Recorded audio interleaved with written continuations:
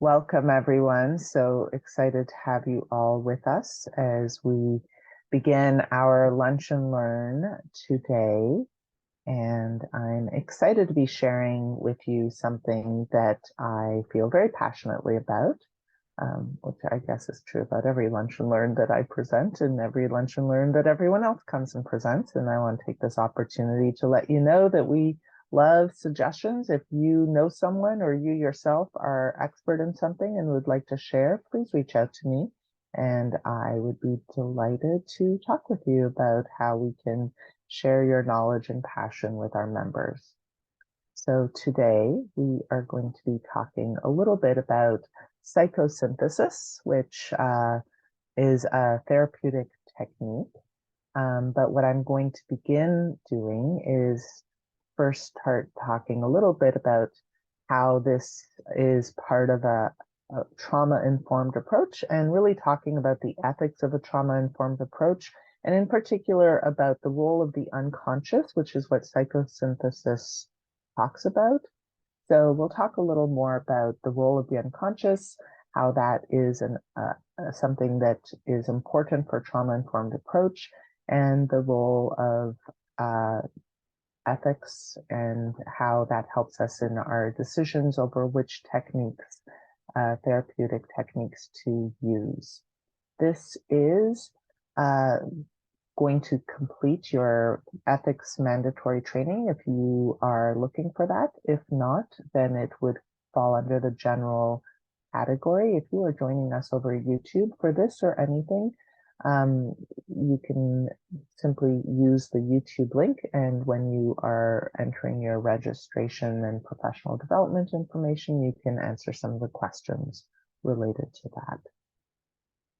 But I want to begin with a land acknowledgement. So please join with me in the chat and acknowledge the name of where you are located. If you do not know the name for where you are located, you can go to placenames.mapdev.ca, which is a phenomenal resource that helps you zero in on the town or the city where you are located, on how to pronounce it in the correct Mi'kmaq language, which is the language of this land. So I invite you to join with me in that. I also invite us to take a few moments to take a deep breath, to perhaps, if you have a window, to look outside at the land and connect with that. As we think of storms that are approaching, we want to take a few moments to anchor ourselves, root ourselves in this land, and to have some moments of gratitude for where we are. I would like to begin by acknowledging that I am speaking from Unama'ki, which is located on the ancestral and unceded territory of the Mi'kmaq, whose inherent rights were recognized in the peace and friendship treaties that were signed with the Mi'kmaq, Maliseet, and Passamaquoddy peoples from 1725 to 1779. This series of treaties did not surrender Indigenous land, resources, or sovereignty to the British Empire, but instead established rules for an ongoing relationship between nations. The treaties were later reaffirmed by Canada in Section 35 of the Constitution Act in 1982, and they remain active to this day. Let us take this time to pause in reflection and gratitude for the land where we live and work. The Nova Scotia College of Social Workers commits to translating this acknowledgement into action. By seeking to implement the recommendations of the Truth and Reconciliation Commission's calls to action, especially those regarding education, we commit to doing what we can to becoming better treaty partners. We commit to learning and to unlearning. Let us take this moment to pause in gratitude for all who have and continue to heroically care and advocate for this beautiful land. May we join them in this sacred work. Let us ground ourselves in the wisdom of the land-based Mi'kmaq teachings and values that we must all begin to learn. Let us work to decolonize ourselves, our practice, and this community that we share. by working for justice for all living beings as an expression of our gratitude for being here. Let us take a deep breath and recenter ourselves away from the violent ways colonization fills our world and fills us. Let us take a deep breath and work on letting go of the unconscious bias that is everywhere, inside and out. May our session today lead us to be in right relationship with this land and with one another. Walalu. When we acknowledge the land, we must also begin to acknowledge the wisdom of this planet and align ourselves with its truths. It is because of this that I am sharing today's Lunch and Learn with you. So again, we will be talking about psychosynthesis and more specifically about the ethics of a trauma-informed approach that addresses the unconscious, as indeed psychosynthesis does. So just a little bit of a reminder of ethics. Here are some of the primary medical ethics principles that govern healthcare in general: autonomy, beneficence, non-maleficence, and justice. So autonomy is defined as acknowledging people's right to make choices for themselves based on their own values and beliefs. Beneficence is about how we should prevent and remove evil or harm, and we ought to do good and promote good. Non-maleficence is one ought not to inflict evil or harm, where harm is understood as thwarting, defeating, or setting back some party's interests. So we ought to at least do no harm. Even if we can't always do good, we have to try to minimize the amount of harm that we do. And then last but not least is justice, treating others equally and fairly. These are the four primary principles that govern medical ethics as it is now defined, bioethics. These are the principles upon which a lot of ethical dilemmas happen.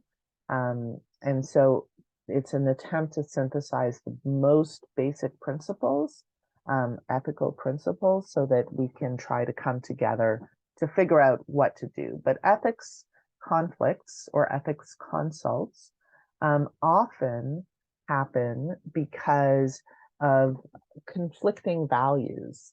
Sometimes someone's autonomy, for example, what the choices they want to make seem to be in conflict with some of these other principles, or justice, for example. So, for example, we as social workers are often called to be in the midst of some of the most complicated and messy situations that other healthcare providers sometimes struggle with.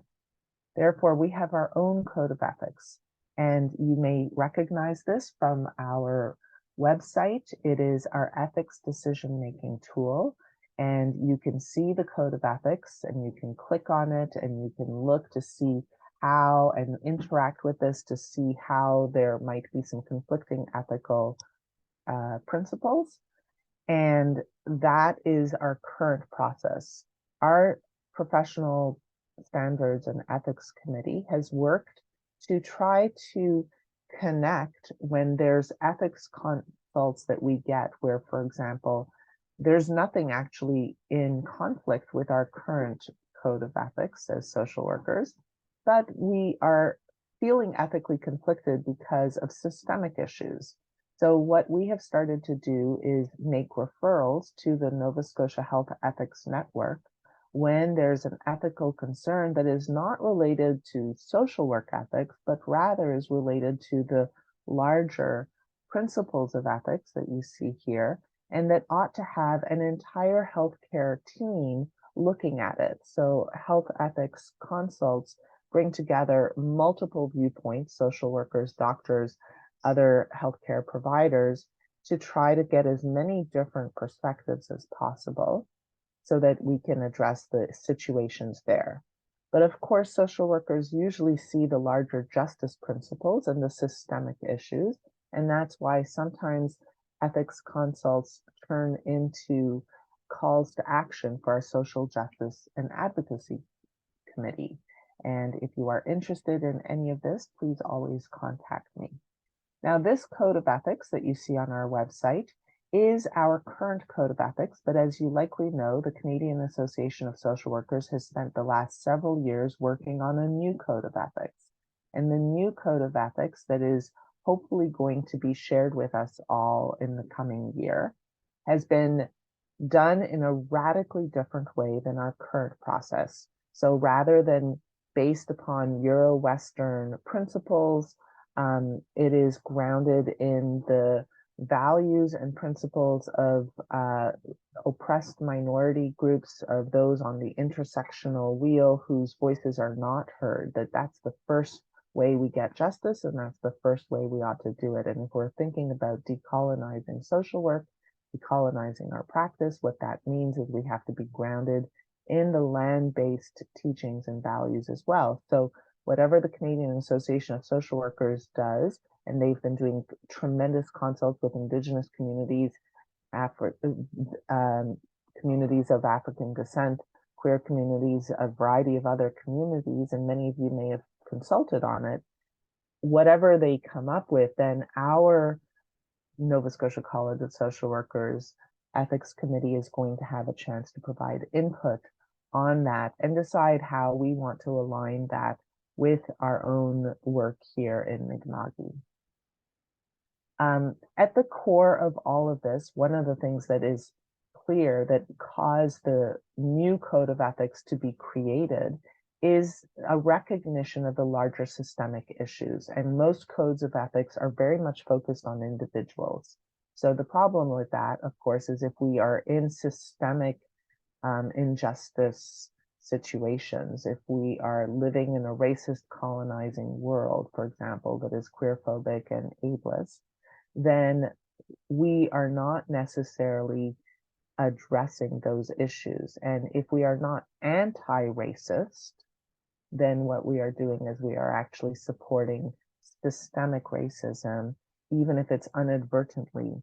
And so as a result, the new code of ethics that is getting ready to be presented is going to focus on a much more proactive, anti-racist, dismantling systemic injustice approach.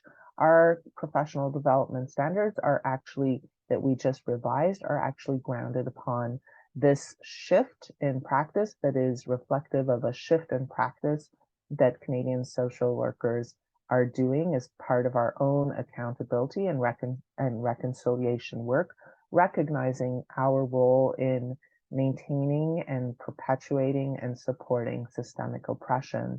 And so as part of our own truth and reconciliation commitments, we are working on this new code of ethics.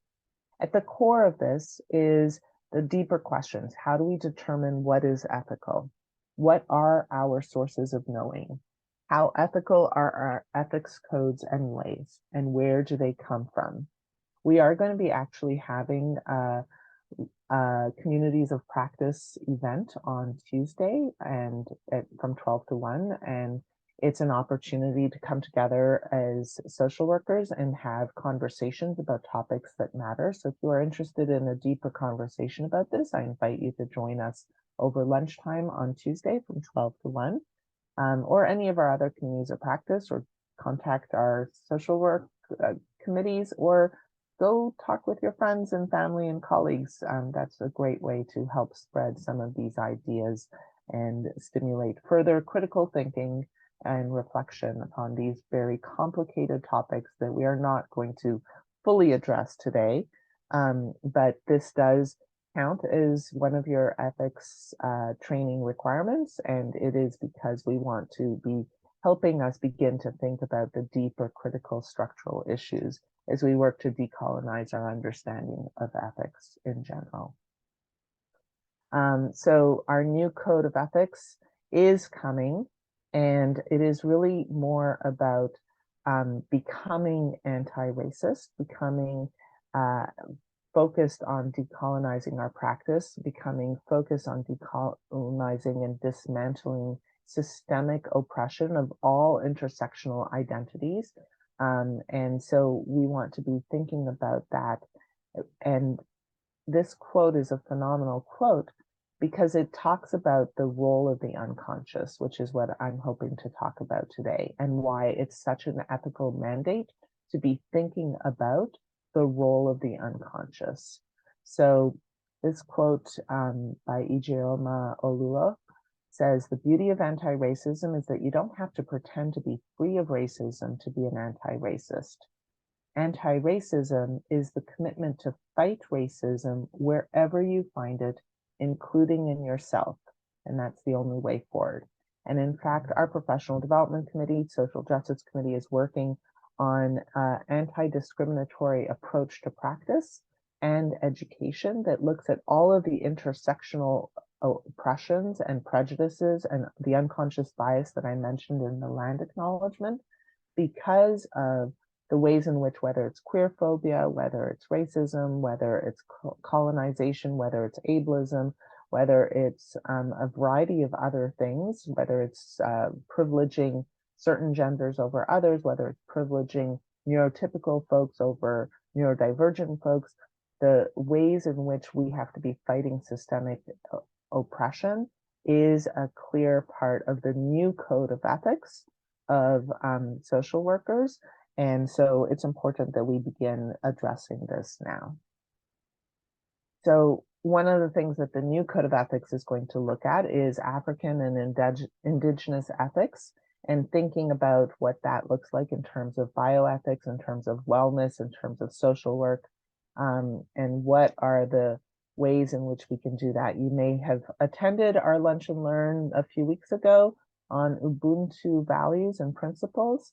And Ubuntu informed ethics embraces the whole of humanity as part of our global community or clan, as opposed to the colonized idea that one country and another somehow means that human beings are different or one color over another.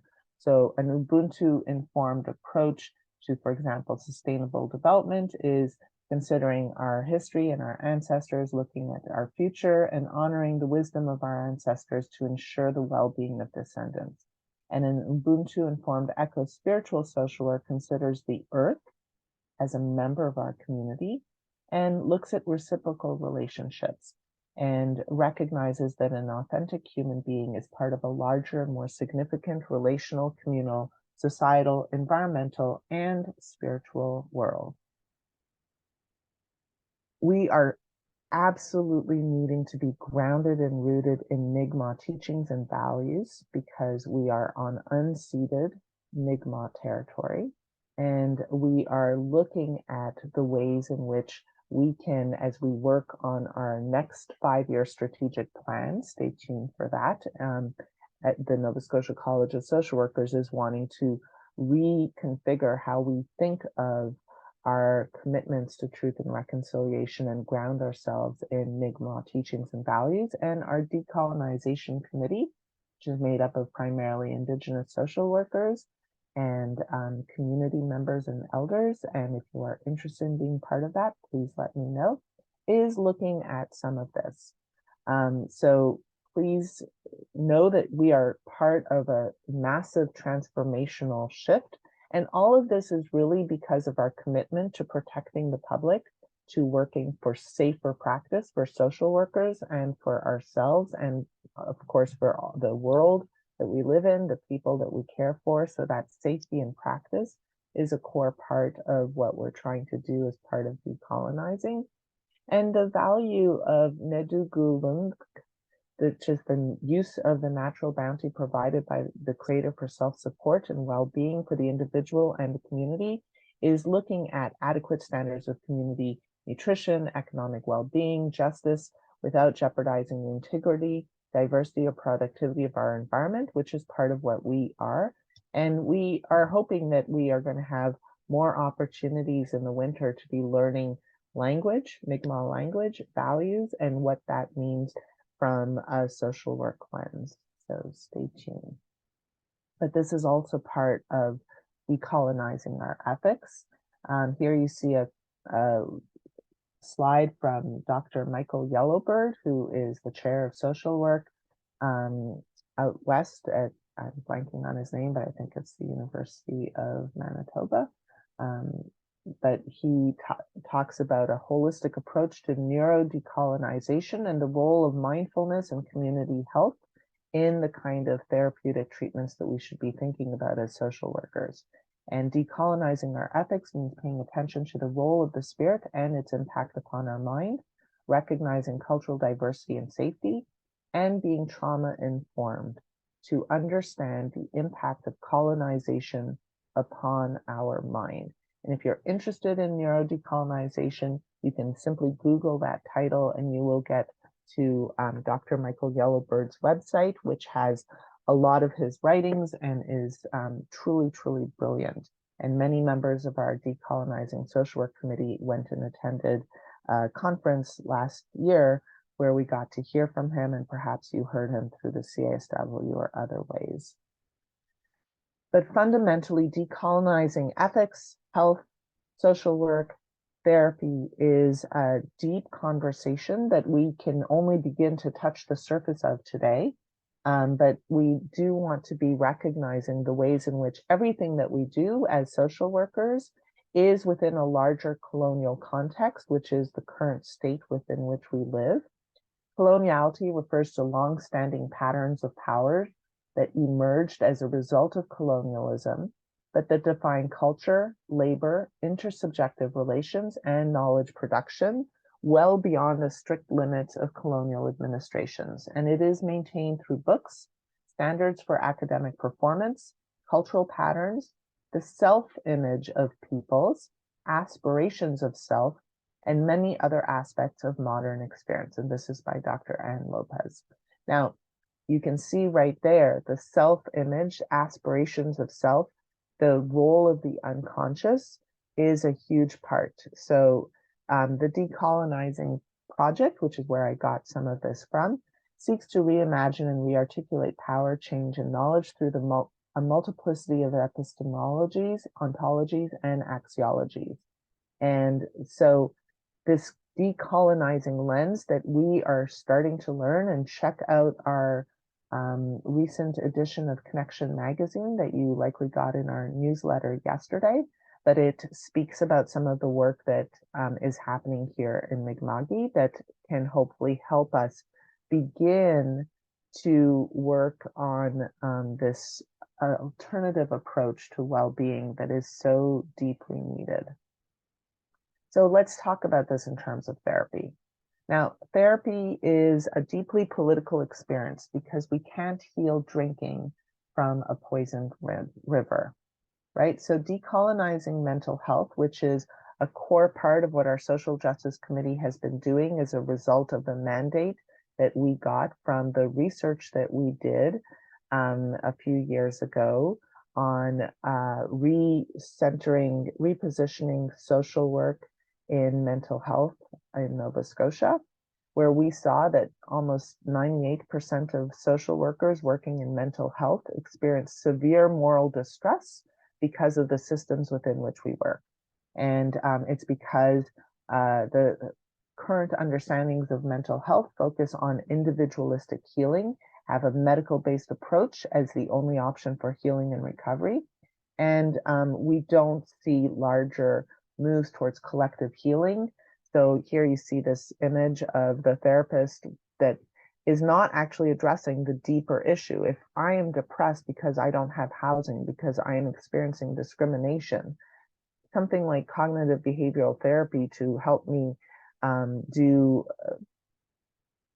some behavioral activation so I can try to be a little less depressed, is helpful if it gives me enough breathing space to help me go back to the justice work that needs to happen so that there's housing. But unless we actually address the housing crisis, then my depression over not having access to affordable housing or safe housing is going to remain. So structural change is part of what it means to be a social worker specifically, which is also one of the reasons why our new professional development requirements requires actual social justice advocacy, because that is part of providing safer care and working towards a safer world for all people, especially those from historically marginalized and oppressed communities. So when we think about therapy, it's important to be thinking about colonization, which is really also talking about intergenerational trauma. So intergenerational trauma is a cycle. Colonization, disasters, war, genocide can cause deep trauma that can lead to a variety of changes, not just in the individual that experiences it, but also within the next generations.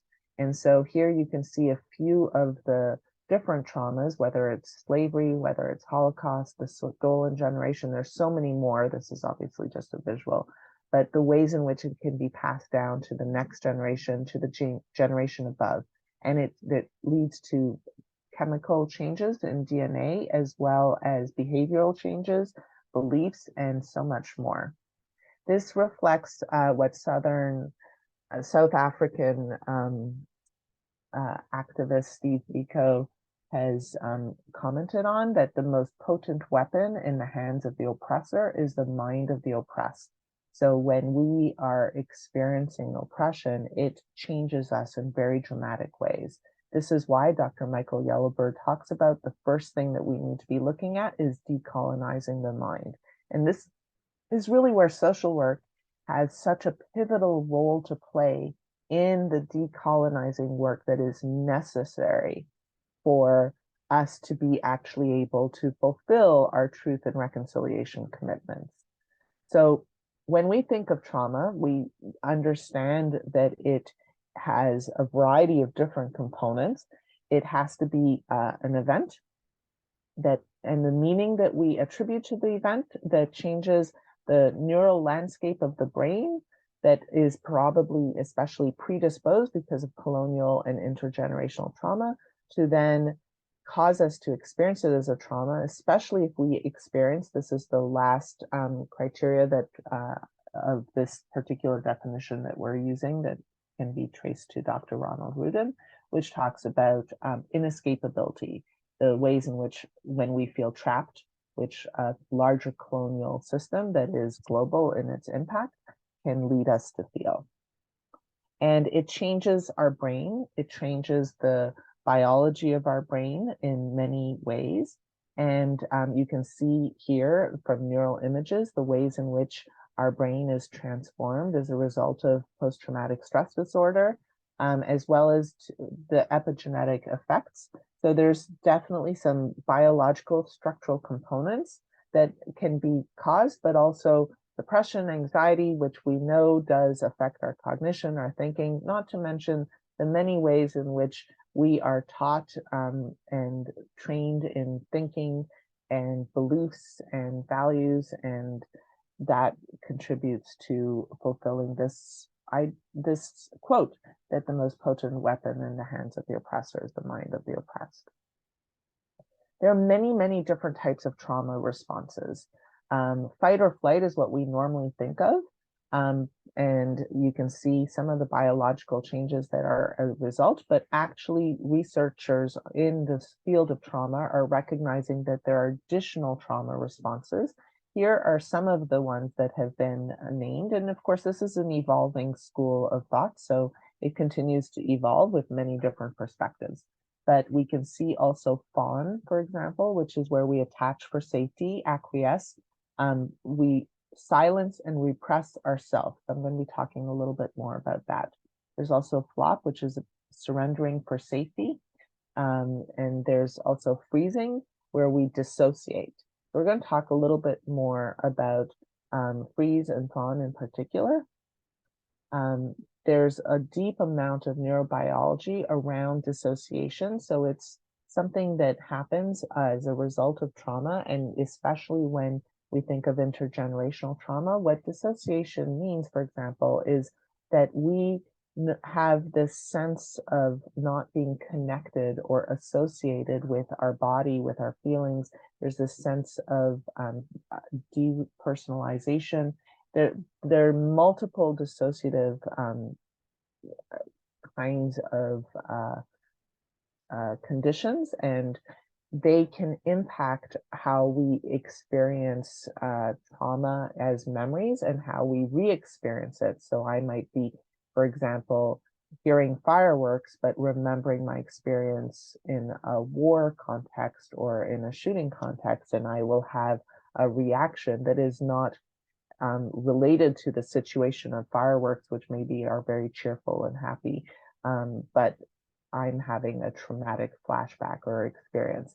And that's a form of separating from the present as a result of trauma. It's obviously far more complex, but repression and suppression are important because we sometimes get those two concepts confused.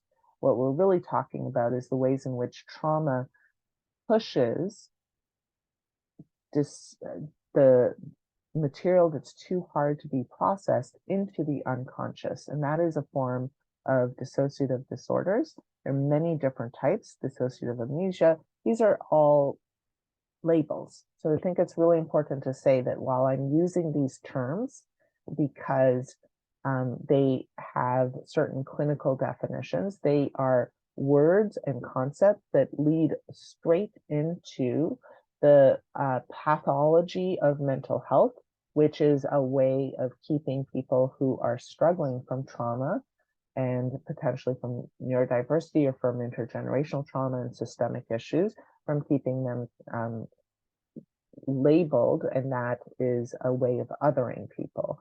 So that in itself, even the language that I'm using to try to convey these concepts, we have to maintain a critical lens. That's part of decolonizing our thinking. We are using English. We are using words and concepts. Many of us have been trained in colonial educational systems. This is a common language to express what I'm talking about, but it's important to also recognize the ways in which simply talking about it is a form of pathologizing. And here we can see, even in this lovely little mind journal image, that helps us think about dissociative disorders and the different categories and patterns where repression and unconscious trauma might reside. We see that the treatment suggested is psychotherapy, medication, and self-help strategies.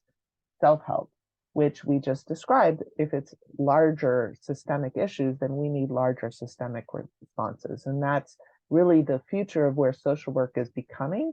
And hopefully our new code of ethics will help inspire everyone listening to this and more to come up with their own reactions, interpretations, understanding, and contribute to the proliferation of a brand new way of thinking about healing and justice and equity work that is deeply needed by all of us. But at its core, what does need to be addressed is the role of trauma and the unconscious. And this is unaddressed by most evidence-based therapies.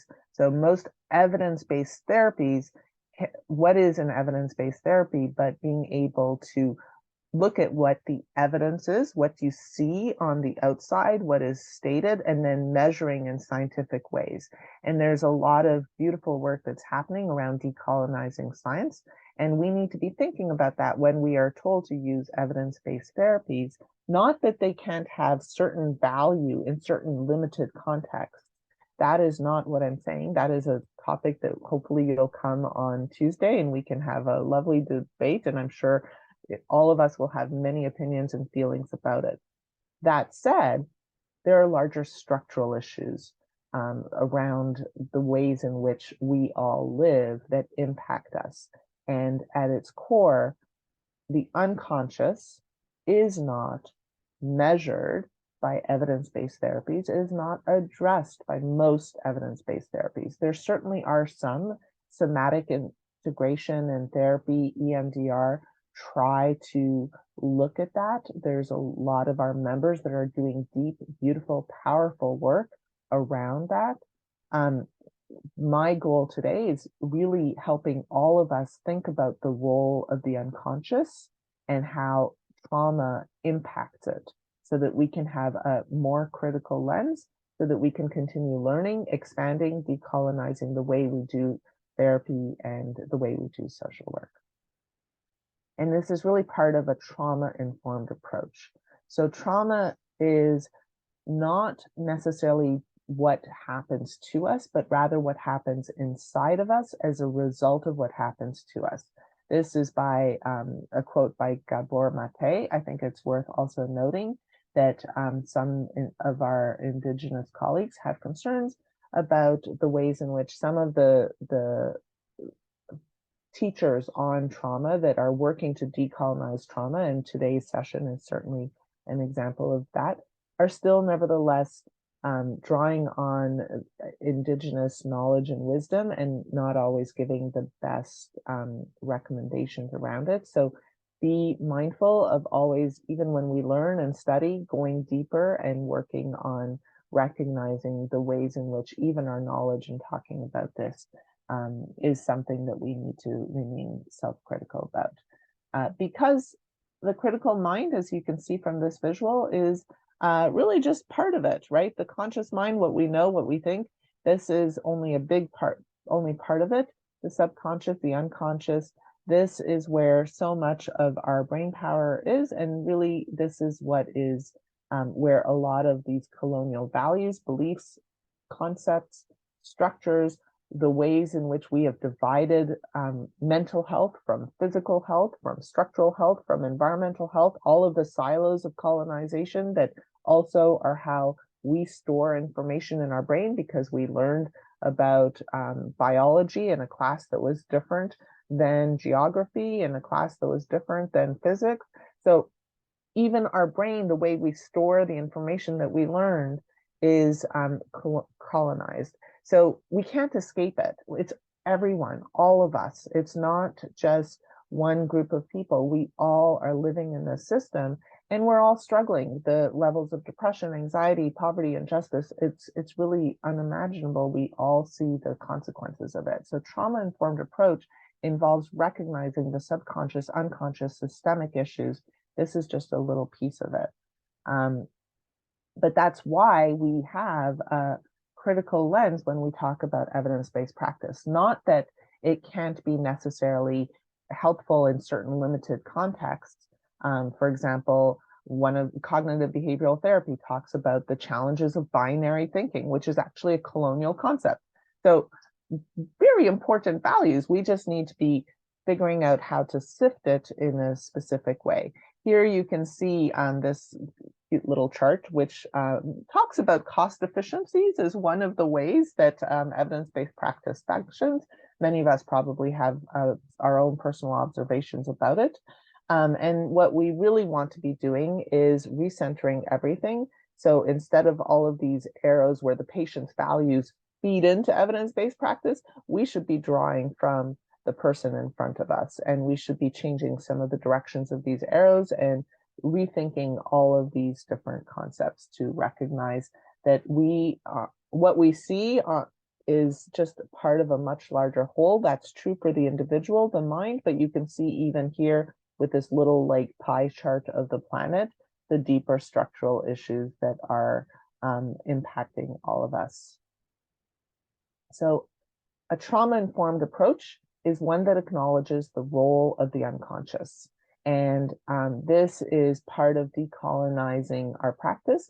And this is part of using a decolonizing ethical approach to the way we think about which therapies to use, why, how, in what context, in what way, and how to also connect people to larger structural change. So for example, our Social Justice Committee created the advocacy tool in partnership with Legal Information Society of Nova Scotia. So if someone comes to us and says, I'm really depressed because I'm struggling with housing and whatever, well, we can help people contact their MLA and say, hey, we need some effort on this particular issue. We need some effort around fixed term lease, or we need some effort on the ways in which rent control or affordable housing is lacking here and where we are.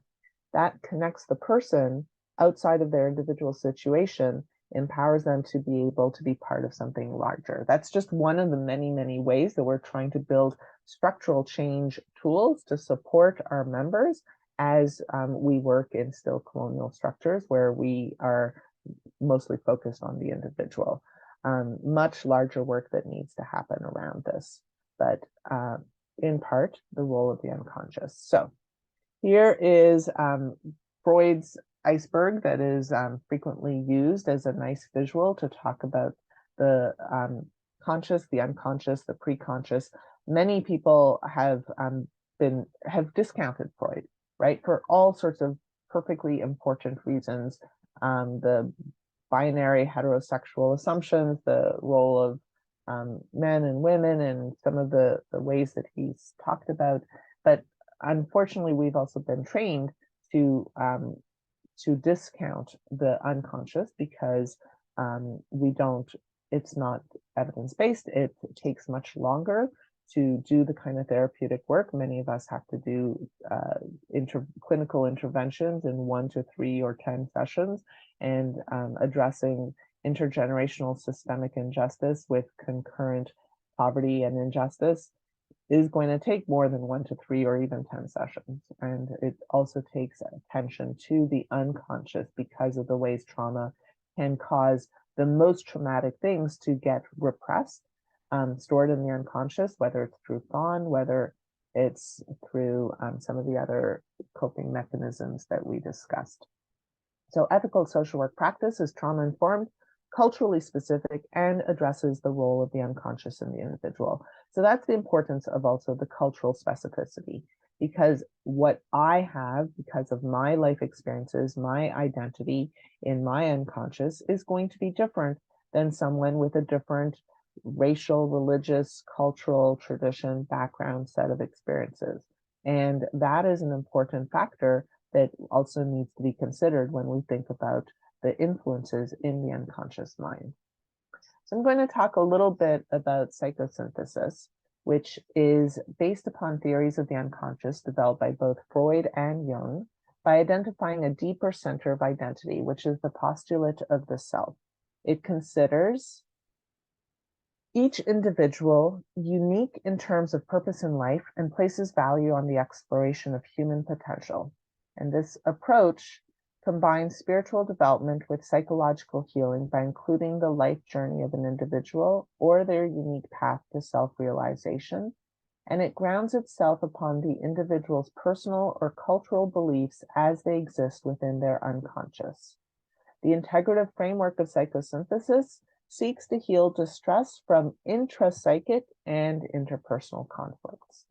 So here you see this, what we call the egg, and the ways in which there are stages of development. And there's a lot of work that's been written about how Assagioli, who we're going to talk a little bit about, and Maslow both have this sort of like hierarchy now. So there in itself, a decolonizing critical theory queering perspective might look at the feminist lens, might be like, oh, that hierarchy, that's something to think about.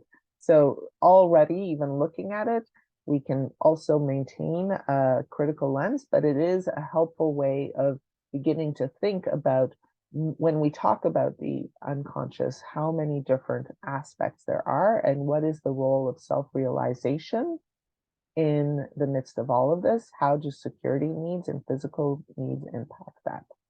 This is based upon Dr. Assagioli, and I see a typo there, so I apologize, who wrote his doctoral dissertation on psychosynthesis as a response to Freud's psychoanalysis to focus on the importance of integrating different parts of the individual, their unconscious or spiritual parts, in order to bring healing. And he wrote that the 3 aims of psychosynthesis are to examine whether and how it is possible to solve the central problem of human life and to heal this fundamental infirmity that is us. That in itself is certainly worth deep critical thinking around. And I saw a hand raised, so I'm going to have some conversation afterwards. But the goal that he identified was to free humans from enslavement in order to achieve a harmonious inner integration, true self-realization, and right relationships with others. So if you have some questions, I invite you to type them out and I will come to you in a few moments. But this is the egg diagram that Dr. Assagioli talks about, and the ways in which our field of consciousness that you see in the center and our conscious self, or what we say is the I, is only a small part of the larger whole. And so he talked about there's a difference between the collective unconscious within which we work, which we could obviously subdivide based upon our own intersectional identities. So if I identify, for example, as if I identify with multiple different identities, for example, I might have multiple cultural or religious or racial heritages in my family and upbringing, then I might have multiple, sometimes in conflict, sometimes not in conflict, influences that are part of that collective unconscious. And this is part of what pushes us to be more aware. When he talks about higher and lower, what he talks about primarily is past, present versus future. And he also recognizes that we are in an imperfect universe and an imperfect planet, and we are all imperfect, and that imperfection, rather than as believing the colonial concept of perfection being possible, is a recognition that we are all flawed and that we are all on this constant journey towards healing of ourselves within this colonized world that is challenging. He did not use the word colonization. That is not a concept that he discussed at all. But for us here in unceded Mi'kma'ki that have begun to reflect upon the role of colonization in this, what can we do about this concept? And in what ways might it be even helpful just to react against, even if we disagree with everything? That's okay. It's just a way to begin thinking about how do we rethink the role of the unconscious, which is the deeper value, in my opinion, around this work. He came up with these different values and aspects of psychosynthesis, where he talks about disidentification, both inner and outer, in terms of our relationships, our sensitivity, what we're, the ways in which sometimes, for example, I identify with things and then I kind of get confused over who I am. For example, I might think that I am a social worker first and foremost, not a human. So part of thinking about this is using mindful practice, spiritual practices, what Dr. Yellowbird talks about is neurodecolonization, to help us begin to understand that I have many different aspects to myself. And so when I think about my conscious self, or my I or personal self, that's number 2 over here. That's about my self-awareness, my identity, my individuality. There's a lot of work around that can affect our capacity to be present because of trauma that can affect our association or dissociation. That sense of who we are and our individuality then influences our will, our choices, our motivation, our self-regulation, our authentic movement of being, our meaning and direction of life, our sense of responsibility, our values. So those are some of the components as well. So one of the reasons why I like this is simply the visuals and the ways it helps identify different aspects. The goal that he talks about with psychosynthesis is synthesis. So how do we integrate different parts of ourselves, seemingly opposite polarities, to enter into right relationship and begin looking at unity and diversity, which is not just an individual thing. He did primarily talk from an individual perspective, but as social workers, we understand that we have to think about the context of this individual approach within the larger systems within which we work, to look at unity and collaboration and collective action towards justice in a larger way. He also talks about the superconscious, the transpersonal self, the ideal model, so the ways in which we continue to grow, transcend ourselves, and enter into relationship with one another and with the larger universe, however we would choose to define that. He himself studied and learned from and drew from multiple sources, religious traditions, East and West. Now, while we can certainly have a very valid and important criticism around this cultural appropriation approach, we can also recognize that there is value from learning from differences. And if we only look at one, then we don't realize the ways in which different approaches, different philosophies, different beliefs, different cultures, different identities do see things differently. And if in the learning from other people's differences, we can see that things we assumed as normative are not necessarily normative, then that can help us rethink our assumptions. So for example, on issues around gender.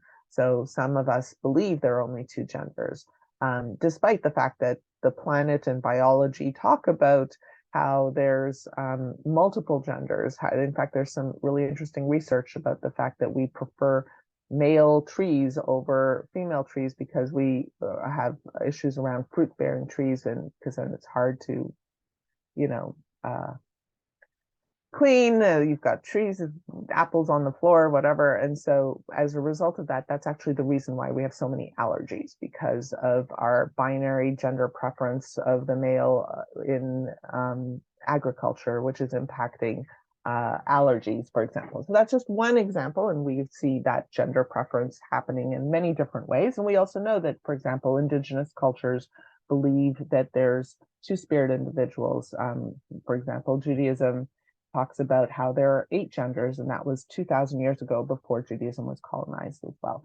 So we can see the multiple different ways in which there are other teachings. The goal is simply to learn from, not to adopt, co-op, and take as one's own, which is deeply critical and problematic and something to think about even with psychosynthesis. But how can we begin to learn from all and think critically and continue reflecting? And so this technique is one way to help us begin thinking about the unconscious. There are many, many other techniques.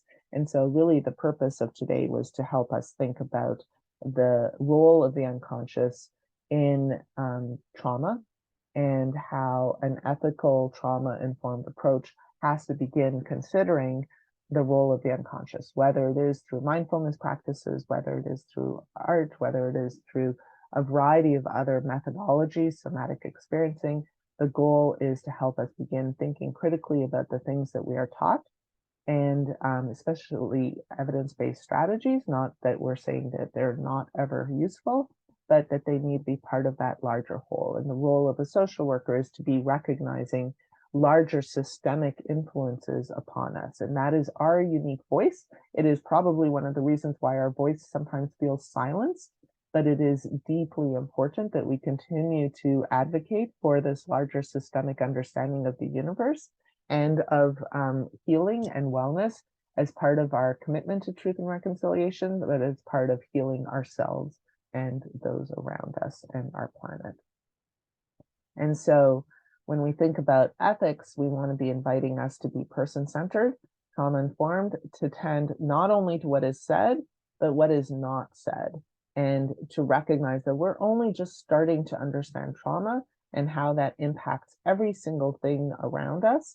And that's why I'm just excited to continue having this conversation with all of you, not just today, but in all of our committee work and in all of the other ways that we engage with one another, share some of our ideas, and begin to think of new ways of doing things. And as the new social work ethics code and our new strategic plan are just beginning to come underway, my hope is that every single person's ideas and perspectives and values are integrated and synthesized and celebrated in the diverse celebration that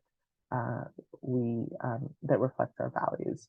So with that, I am done. So I'm going to stop screen share, and I'm also going to stop recording so that we can begin having some of the conversation together. And this is just a reminder for people joining us on YouTube that you can have even better conversations in the chat and the questions with everyone together.